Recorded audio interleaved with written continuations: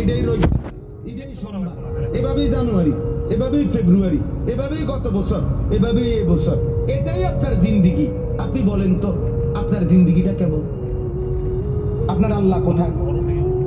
আপনার আখিরাত কোথায়? আপনার পরকালের ভাবনা কোথায়?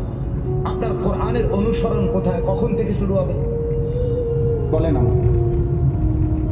আপনারা আমারে বলেন, আপনাদের যাদের ঘরে আজকে 20 বছর ধরে, 30 বছর ধরে রঙিন টেলিভিশন চলতেছে, নর্তকী নাচে, নাটক চলে, সিনেমা চলে, হিন্দি সিনেমার সিরিয়াল চলে, হিন্দি নাটক চলে, আপনার ঘরের স্ত্রী, ছেলে, মেয়ে এটাই জীবন ভর আজকে 20 বছর, 15 বছর, 30 বছর ধরে আপনার ঘরে দেখছে, এটাই জিন্দেগি।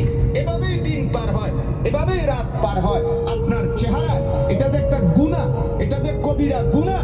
নাটক দেখা, সিনেমা দেখা, নর্তকী দেখা, নাচ দেখা, গান দেখা, উলঙ্গ ছবি দেখা, অর্ধ উলঙ্গ নাচ দেখা, এটা যে গুনাহ, এটা যে পাপ, এটা যে জাহান্নাম, এটা যে আগুন। এই অনুশোচনা না আপনার চেহারায় আছে, না কপালে আছে, না চোখে আছে, না লজ্জা আছে, না অনুভূতি আছে, না বিবেক আছে। আপনার গন্তব্য কোথায়? আপনি আমারে বলেন বাপ, আপনি কোন দিকে হাঁটছেন? আপনি যাচ্ছেন কোন দিকে? আপনার খোদা কে বলেন আপনি? আপনার আল্লাহ কোথায়? আপনার আখিরাত কোথায়? আপনার কবর কোথায়? আপনার মৃত্যু পরবর্তী ফিকির কোথায় বলেন? স্ত্রী সন্তানকে কিসের উপরে রেখে গেলেন? ছেলে মেয়েদেরকে কি বুঝাই দিলেন? কি দেখাইলেন?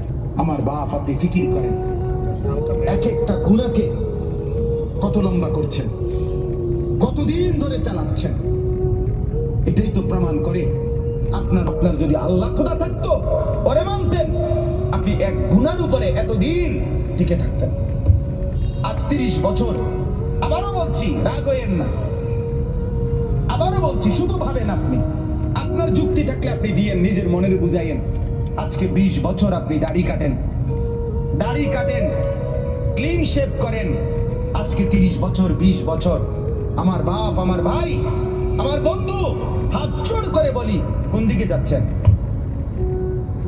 আপনি বলেন, আপনি কি বুঝাচ্ছেন আল্লাহকে? আপনি কি বুঝাচ্ছেন রাসূলকে? পরকাল বলতে কিছু আপনার মনে হয়? আখিরাত বলতে কিছু আপনার মনে হয়? আপনি বলবেন হুজুররা দাড়ি ছাড়া আর কোনো ওয়াজ নাই? হ্যাঁ আছে তো, আরো ওয়াজ আছে, বাকি এটা কইয়া সারিয়ার পরে এডি কম আছে, আমিও কই আছে।